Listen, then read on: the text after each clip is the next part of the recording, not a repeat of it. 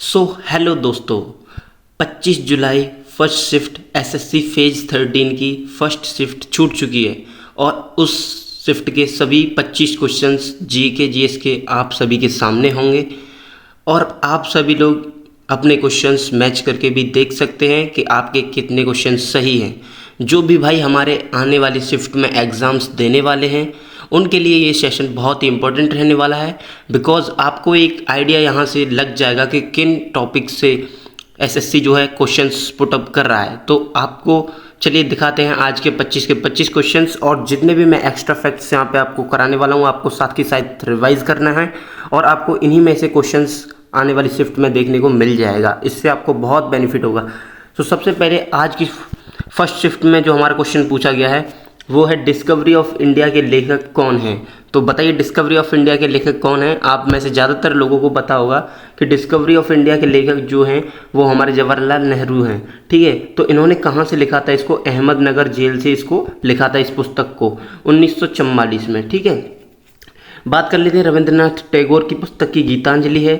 ठीक है, playing it my वे ये सचिन तेंदुलकर जी की है। ये हाफ गर्लफ्रेंड पुस्तक है, ये चेतन भगत की है।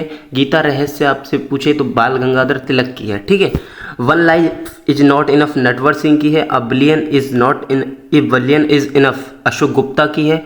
ए billion is enough Ashok Gupta की है। Economic nightmare of India star लगा लीजिए, ये चौधरी चरण सिंह की पुस्तक है। A bunch of old letters ये जवाहरलाल नेहरू की है। और birth of cinema Gopal Krishna की है। एक गाइड टू प्राइवेट इक्विटी ये नेहा बुटानिया की है। ठीक है, ये सारी मोस्ट इंपॉर्टेंट रहेंगी आने वाले एग्जाम्स के लिए। ठीक है, बात करते हैं नेक्स्ट हमारा क्वेश्चन कौन सा पूछा गया।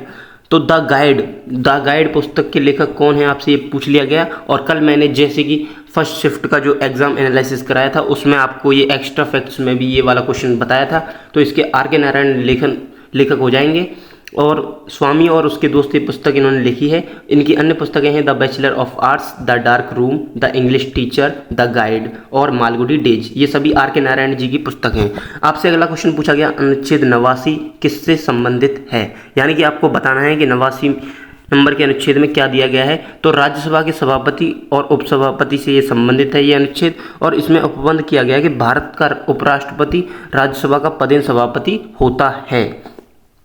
अनुच्छेद 89 के 1 में क्या कहा गया है? तो भारत का राष्ट्रपति जो राज्यसभा का पदेन सभापति होगा। 89 के 2 में क्या कहा गया है कि राज्यसभा अपने सदस्यों में से ही किसी एक को उपसभापति चुनेगी। ठीक है, और उपसभापति का पद रिक्त होता है तो राज्यसभा किसी अन्य सदस्य को उपसभापति चुनेगी। ठीक है, तो बात कर लेते हैं अब नेक्स्ट क्वेश्चन के ऊपर। तो नेक्स्ट क्वेश्चन पूछा गया है यहाँ पे हमारा कि खेलो इंडिया यूथ गेम्स 2022 किस राज्य में आयोजित हुआ था। अब आपको मैं बता दूं ये क्वेश्चन थोड़ा सा मिसलीनियस है, बिकॉज जो 2022 का जो संस्करण था वो 2023 में एमपी में खेला गया था। ठीक है, और जो 2021 वाला सेशन था वो 2022 में हरियाणा पंचकुला में खेला गया था। तो आपको ऑप्शन के हिसाब से यहाँ पे आंसर करना था। चलो मैं आपको एक बार रिवाइज करा देता हूँ। सबसे फर्स्ट जो संस्करण था खेलो इंडिया यूथ गेम्स का वो दिल्ली में आयोजित होता है 2018 में। दूसरा संस्करण 2019 में महाराष्ट्र के पुणे में। तीसरा असम गुवाहाटी में। और चौथा हरियाणा पंचकुला में। 2021 का जो सेशन था ये 2022 में हुआ था कोविड-19 के कारण। पांचवा संस्करण एमपी में हुआ जनवरी 2023 में। और वहीं 2024 वाला जो संस्करण था वो तमिलनाडु के इन 4 शहरों में हुआ। और सातवां जो 2025 में आप सभी को पता होगा बिहार में 2025 में हो चुका है। ठीक है, बात कर लेते हैं नेक्स्ट क्वेश्चन के बेस पे।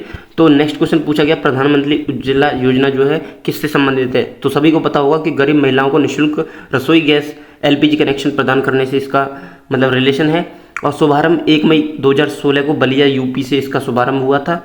ठीक है, इसका मंत्रालय कौन सा? तो पेट्रोलियम एवं प्राकृतिक गैस मंत्रालय है।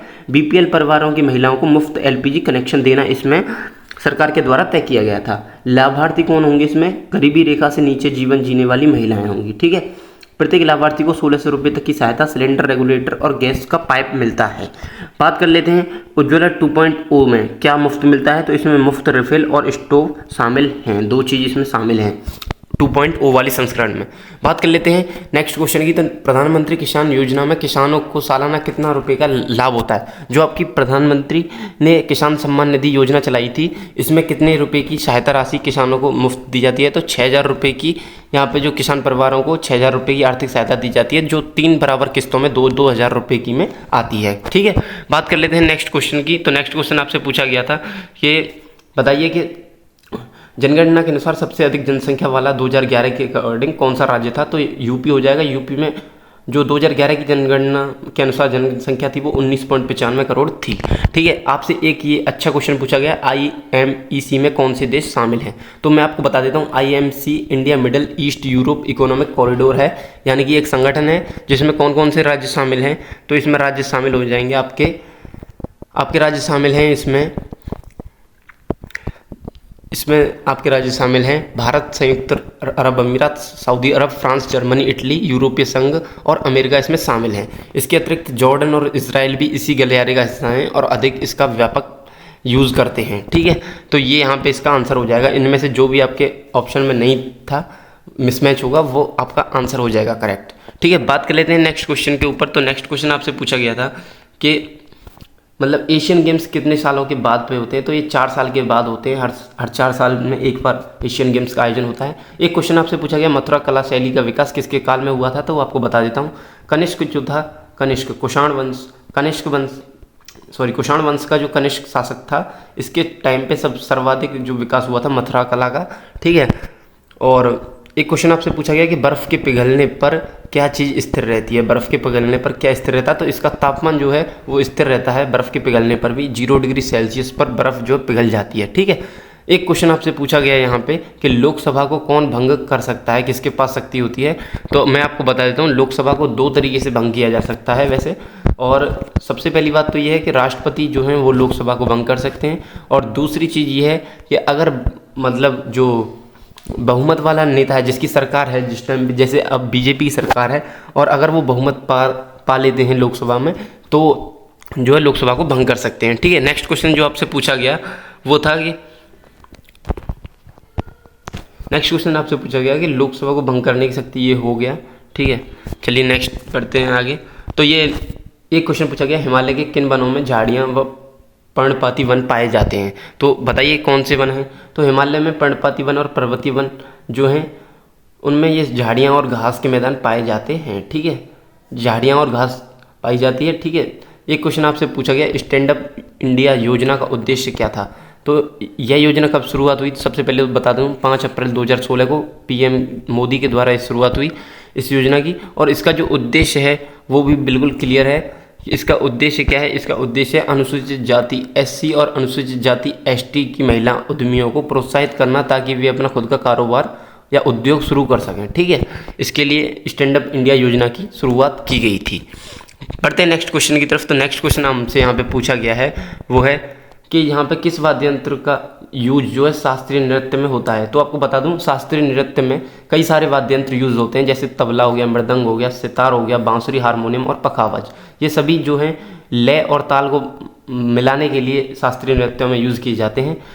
अब नेक्स्ट क्वेश्चन आपसे पूछा गया, अनुच्छेद 29 किससे संबंधित है? तो मैं आपको बता देता हूँ, अनुच्छेद 29 जो है वो जो अल्पसंख्यकों की संस्कृति और शिक्षा संबंधी अधिकारों को ये सुनिश्चित करता है। ठीक है, और नेक्स्ट क्वेश्चन आपसे जो पूछा गया है वो है कि ब्रिक्स संगठन का उद्देश्य क्या है? देखिए, बहुत ही इंपॉर्टेंट क्वेश्चन, अच्छा क्वेश्चन पूछा गया कि ब्रिक्स का जो उद्देश्य है वो क्या है? तो सदस्य देशों के बीच आर्थिक, राजनीतिक, सामाजिक और सांस्कृतिक सहयोग को बढ़ावा देना तथा वैश्विक मंचों पर विकासशील देशों की आवाज़ को सशक्त बनाना, ये इसका उद्देश्य है ब्रिक्स का। ब्रिक्स में कौन कौन से देश शामिल हैं? तो Brazil, Russia, India, China and South Africa, ये सभी देश शामिल हैं। और 5 नए देश और जुड़े हैं, ईरान, इथोपिया,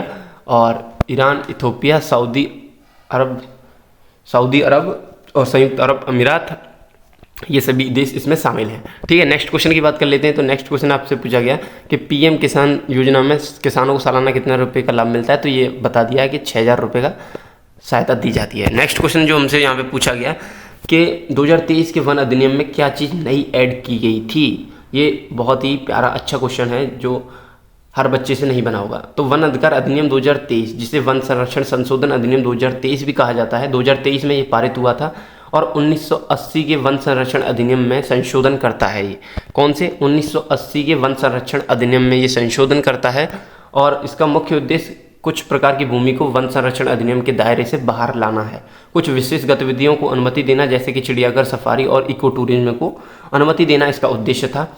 और इसमें जो सबसे मेन चीज़ है, मानित वन की अवधारणा इससे हटा दी गई है। ठीक है, मानित वन की अवधारणा यहाँ से हटा दी गई है। 1980 अधिनियम में मानित वन की अवधारणा थी जो अब 2023 के वन अधिनियम में नहीं है। ठीक है, अब आपसे बता दूं कि इंग्लिश में एक क्वेश्चन पूछी गई, एक्साहिलरेट की स्पेलिंग पूछी गई, करेक्ट स्पेलिंग, और एक ए डाइम अ डजन का ईडियम पूछा गया जिसका अर्थ होता है जनरली या फिर कॉमन जो चीज़ें होती हैं उससे होता है। ठीक है, और नेक्स्ट क्वेश्चन जो यहाँ पे पूछा गया आपसे कि नेवरी का जो सिनोनिम आपसे पूछा गया और सेलिब्रेटेड का एंटोनिम यहाँ पे आपसे पूछा गया था। और ये यहाँ पे मैथ के क्वेश्चन भी बिल्कुल बेसिक आ रहे हैं क्योंकि आपको पता ही है 10th लेवल का एग्ज़ाम है और फर्स्ट शिफ्ट मतलब 10th लेवल की हो रही है और 12th वाला जो सेकंड शिफ्ट का है और ग्रेजुएशन का जो है वो थर्ड शिफ्ट का ग्रेजुएशन में हो रहा है, ग्रेजुएशन का थर्ड शिफ्ट में एग्जाम हो रहा है। तो आई होप आप सभी को ये वीडियो बहुत पसंद आई होगी। तो मिलते हैं नेक्स्ट शिफ्ट के एनालिसिस के साथ। तो प्लीज़ चैनल को जरूर सब्सक्राइब करें, वीडियो को लाइक करें। थैंक यू सो मच, जय हिंद।